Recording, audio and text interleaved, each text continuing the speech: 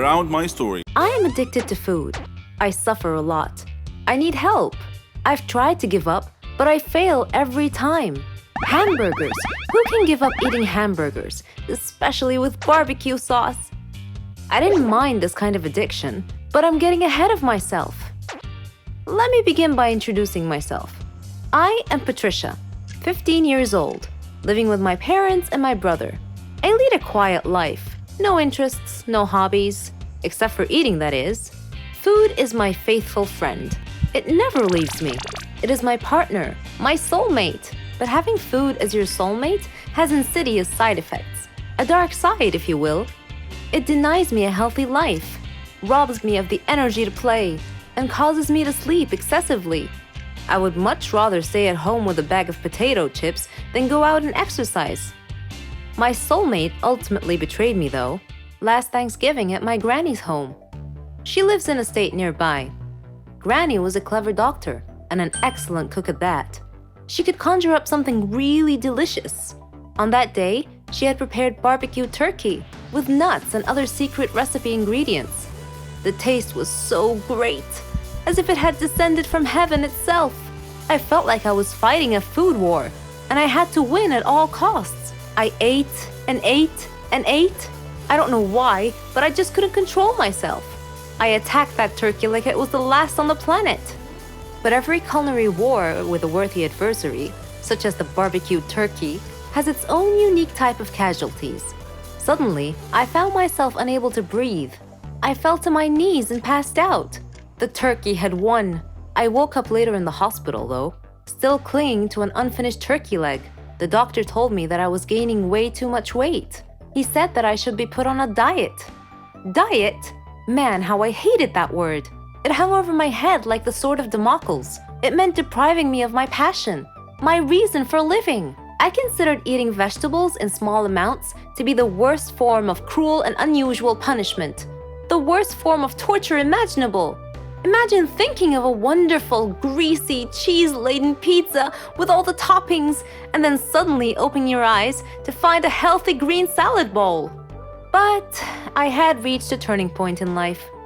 One day, my brother was playing on the street, while I was sitting at home gazing longingly at a tempting piece of cheesecake, just sitting there, taunting, daring me to eat it. I struggled mightily to resist the urge, but in the end I succumbed and wolfed it down like a starving animal. Shortly afterwards, I began feeling dizzy, but I was unable to call for help this time, and then I passed out again. I was taken to the hospital.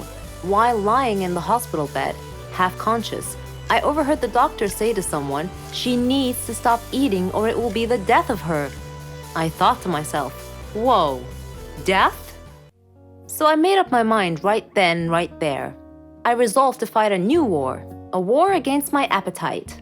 On our way back home, I told my father that I wanted to see a nutritionist. He was delighted to hear that. Later, at the clinic, the doctor welcomed us in. She told me how to overcome my eating fetish. She gave me a strict diet regimen with a schedule full of healthy meals. I kept telling myself that winning this war was possible. I simply had to be patient and persevere. I stuck to the strict diet and did some physical workouts. My parents supported me wholeheartedly. I was enthusiastic. I can totally do this.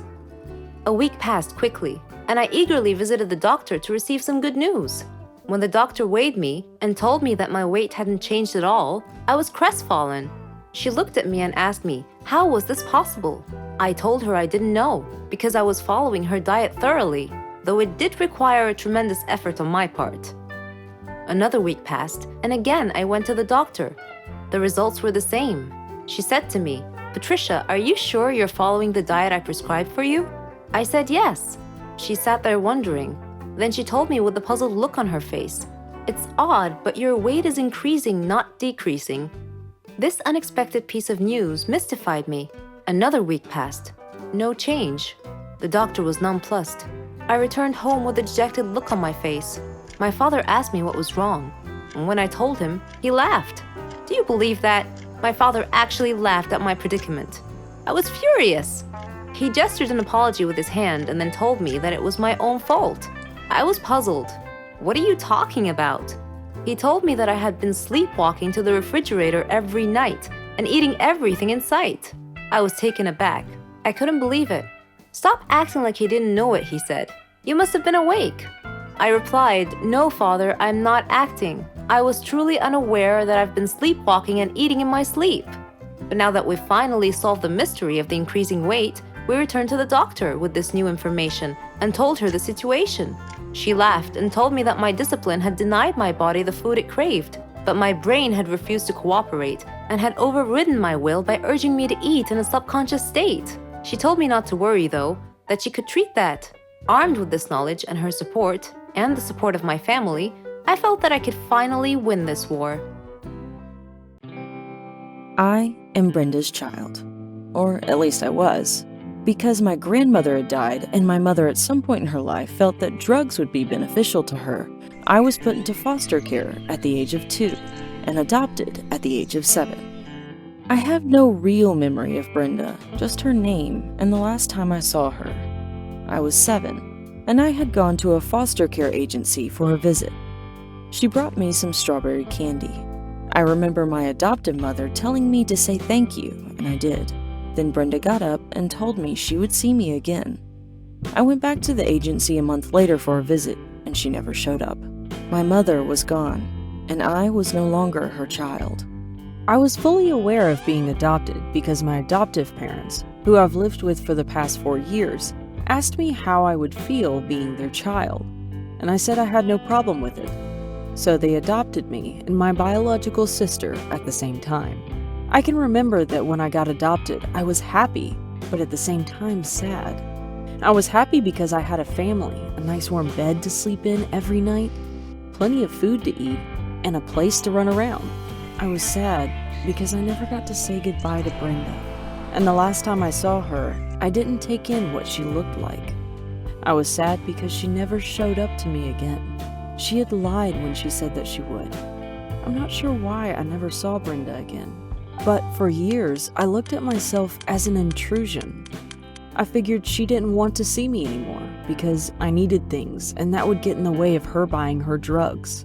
When I went to sleep, I'd have dreams that Brenda had been looking for me and found me. I'd have dreams that she would recognize me and come up to me and say, "It's me, your mother." But I never talked about these things. I guess I just didn't see the point. It wouldn't have changed the feeling of loneliness that she had left behind. My adoptive parents didn't make it that easy for me to talk either. It wasn't that they weren't good to me. They took me on road trips, they took me to and great adventures, and they got my hair done every 2 weeks. They gave me a stable home, something I probably would have never had if I had been in foster care or still lived with Brenda. But my adoptive mother jumped to conclusions when I would try to tell her little things about boys or school or anything that happened in my life. She always assumed I was getting in some kind of trouble. So there wasn't any way I would have told her about my most painful private thoughts, even if I had thought of telling her. Instead, I just tried to be a nice kid who always seemed happy. I would smile, laugh, and joke. I'd come home and talk about everybody under the sun and how they were doing, except myself.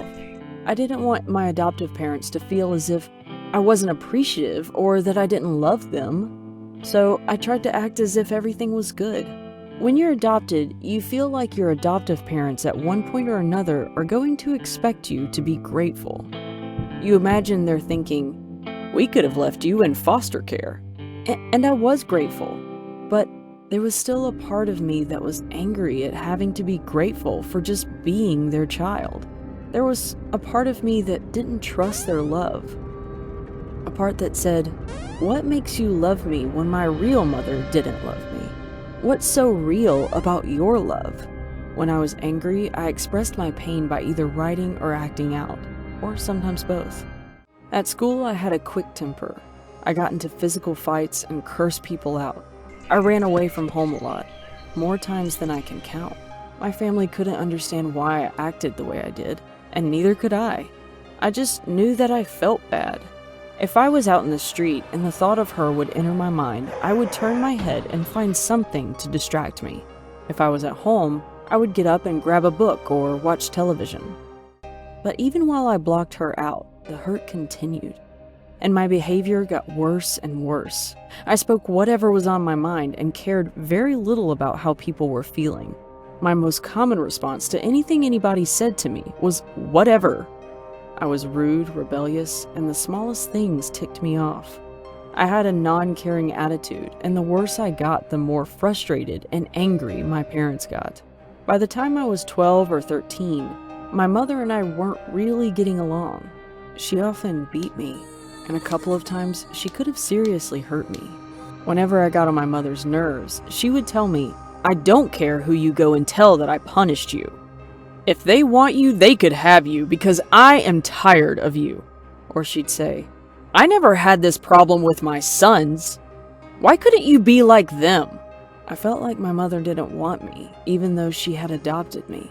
I felt that she wanted a replica of her children, who didn't act out so much and didn't get in trouble in school standards I could never live up to. It didn't help that much that my extended family never really accepted me. Every Christmas, they acted funny towards me. I found out later that some of them never wanted my adoptive parents to adopt me in the first place. When things got really bad with my mom, I went to one of my aunts for help, and she threatened to call the police on me for running away. She didn't like me, and the truth is, she didn't like my mom either, and she just didn't want to be involved. I ran away for the last time when I was 14, even though my mother wanted me back. I felt she had put me through too much to return. I rejected the only family I had had for the last 10 years, a family I had come to feel didn't want me, but just put up with me, even though my mother wanted me back. I felt she had put me through too much to return. I'm 19 now, and I've been on my own for the last 5 years. I've lived with a friend, I've lived on the streets, and I've lived in a foster care home. I've grown a lot, but I haven't really come to terms with my feelings about being given up or about being adopted. I have friends and other people who support me now, so to a large extent the feelings of loneliness have disappeared, but my anger has not. Instead of blocking it out, I talked to my boyfriend about it and tried to make sense of it all. Maybe one day I will forgive and forget, but right now I feel like the only true family I will ever have is the one that I will one day start. I do have some contact with my adoptive mother. Sometimes I talk to her when I call my sister, who still lives with them. My mother wrote me a letter apologizing for the past, and she has even asked if she could come to my college graduation. I'm thinking about it, but I'm not sure I can forgive her yet for all the things she said and did to me that really hurt. I don't think I will ever forgive my extended adoptive family. They weren't there for me and my mother when we were having troubles. They didn't stick by me. They made me feel like they never wanted me. To this day, I carry around with me this feeling of not belonging, and this feeling of wanting to belong. When I was younger, I was able to block the memory of Brenda out of my mind, but now it's not so easy. I look into the mirror and I want to know who I look like. If the children I intend to have one day ask, "Mommy, what was she like, your real mother?" I want to be able to answer that, or I'd like my kids to be able to ask her for themselves. It seems like the chance of finding her are as slim as the skin peeled off an apple, so I gave up on that. I realize I may never find her. I'll have to accept that. Still, I want to find her, and the thought of her comes into my mind often. I am angry at her. I am angry because she lied to me, and I am angry because she left me. But I still believe that even if I found out that Brenda was not alive or even in jail, it would bring a sense of closure. It would fill up that empty space in my heart. Do you guys think I should keep looking for her? Or is it too late? My name is Keanu, and I'm 13 years old. I am a psychopath. I freely admit it in front of all of you. I attribute my sickness solely to my father, because any story about a cruel father pales in comparison to my father. He would abuse me physically, mentally, verbally, and emotionally in every given moment. He left no stone unturned in this regard. He would beat me into unconsciousness. He accused me of being the cause of my mother's death, who died during my childbirth. Whenever Dad had any problem at home, he would accuse me of being the cause of it. One time he even beat me at school when my teacher called him to school because I had beat up my classmate who had beaten me up first. I tried to explain to him, but he wouldn't listen, and he just beat me even more. One day, it was fun day at school, and everyone was supposed to invite their parents to visit the school for party and introduction activities. I chose not to invite my dad, so I was alone at the festivities. I felt envious of all my classmates for having loving parents to have fun with. My teacher noticed me alone, came over and offered to be my parent for the day. I was so happy. We had great fun together. Miss Linda had lost both her husband and her son in a plane crash, only she had survived. After fun day had passed, Miss Linda showed more interest in me. She would bring me sandwiches and spend time with me during breaks. I thought of her as my mom.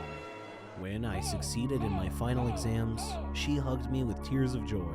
I unconsciously said, "Thanks, Mom." I went home happy that day, but had to face my dad again. He asked me why I was late coming home, and I told him about having to pass my final exams. He didn't believe me though, and asked me to show him proof. Unfortunately, I had none, so he began kicking and punching me. There was a knock on the door. He tried to block me from opening the door, but I managed to open it. Miss Linda was standing there. She glanced at my bruises and bloody face and moved between me and my dad to protect me from further abuse. Dad snarled and threatened her with a beating if she didn't leave immediately. But she hit him in the eyes with a blast of mace or pepper spray, and he went down to the floor in extreme discomfort, grabbing at his eyes. Miss Linda called the police, told them about Dad's child abusive nature, and had him arrested.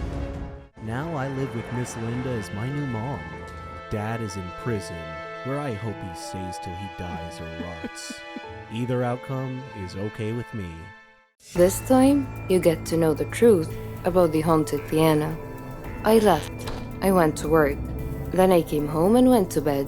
Everything was back to normal, just as I told myself it was. Music started playing again. That's when it hit me. This was not paranormal. It couldn't be. It was a cheap trick. Margaret must have programmed the piano to play itself. It was just a prank. A laugh at my expense. That's why the damn thing was free. I ran downstairs to solve the mystery once and for all. Like clockwork, as soon as my foot touched the bottom step, the piano stopped playing. I walked over to it, confident in my new theory. Upon opening it up and exploring all of it, I was surprised by what I saw. It was just a normal piano. Nothing extra was added in its creation to make it play on its own. My calmness was not calm anymore. I stared at the red wood and ivory keys before me and almost felt compelled to ask, "What are you?" Instead, I remained silent. This silence, however, was quickly interrupted by the sound of music as the piano began playing itself once again. I wanted to run, but fear kept me still. I watched the horror unfold. The keys were being pressed down hard, controlled by an unseen force. A haunting peace filled the room as pictures fell from the walls. The house began to shake around me. My eyes darted back and forth in fear. But then I noticed something outside. Standing at my window was a shadowy figure. I ran outside to escape the madness. All the while the song went on.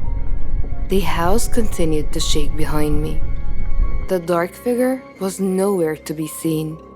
Margaret has not rigged the piano to play on its own, but I was not losing my marbles either. This was something entirely different, something out of this world. All at once, the music stopped playing, and the world around me with it. No wind, no cars, no animals, and no people. Nothing. It was the middle of the night at this point, but where were the crickets, the frogs, or even the trees? Where was life outside my home? A little exploration revealed that I was truly by myself. Every living creature in the world had disappeared. What the hell was going on? Why was this happening? I returned home, hoping for answers, but instead, I saw an unsettling sight. It was so dark, I almost didn't see it. Standing completely still next to the piano was the same silhouette from my window. My body was shaking with fear, but the figure did not react. It was frozen like the rest of the world. The shadow was wearing a dark cloak, one that covered its entire body. At its face was nothing but pure darkness. I studied the figure for a few more moments before a familiar sound filled the room. The piano song played, and in an instant, the world returned to life. I fell to the ground, but managed to escape, crawling out the front door and rushing over to my car. I got in and took off with no specific location in mind, happy to be anywhere that was not my own home. I started weighing my options. Destroying the piano came to mind, but the risk outweighed the reward. It could just as easily backfire, angering whatever spirit was hunting its keys. Seeking help wasn't really an option either. The only person who might believe me was Margaret. That was it. Margaret. Maybe she would know what to do. It was late, but I didn't care. I drove over to her place. The dark figure was there, standing at her door. Before I could turn in the opposite direction, it grabbed me by the arm with its bony fingers. Its strength kept me anchored in place, and then it disappeared. I had no choice but to return home. I hesitantly stepped past the piano and walked up to my bedroom, where I locked the door and fell into bed, mentally exhausted. I would not have even a moment of peace, as the song started up again the second my head hit the pillow. But I remained still, sick of the repetition. The banging on my bedroom door that followed, however, succeeded in freaking me out. I jumped out of bed and pushed my dresser to the door, and I hid under my sheet. The banging persisted, but I chose to instead focus on the song, allowing myself to properly listen to it for the first time. Surprisingly enough, it was beautiful. Dark, but beautiful. Its melody soothed me, relaxing me to the point that my eyes grew tired. I fell asleep and I had a dream. The dream world I found myself in was different. It was overwhelmingly vivid and real. Words like surreal and otherworldly just don't cut it. The awareness I had is also difficult to explain.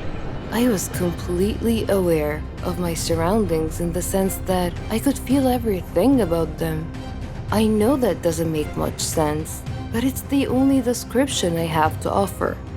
The dream was in a forest. It was large, and at its center, a large red tree stood tall.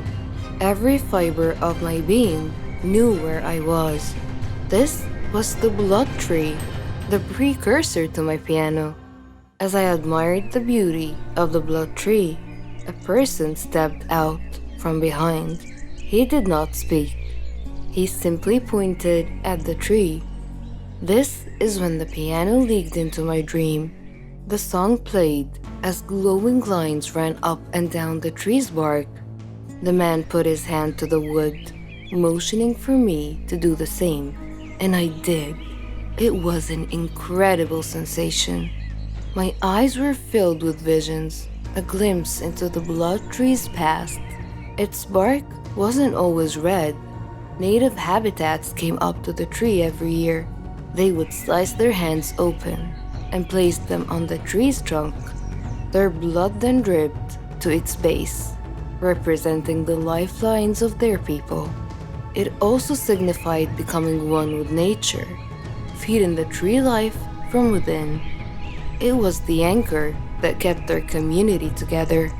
This is where they gathered and enjoyed life. A place free from worry, a safe place, This was also where the natives buried their dead. After that, one of the elders would play a song. The same song my piano played every night. It was their song of death. When it was all over, a final offering of blood was taken from the fallen and painted on the blood tree, granting their spirits safe passage to the afterlife. When the vision stopped, my new friend released his hand from the bark and pulled out an unusual instrument. He began playing the song of death, but then stopped.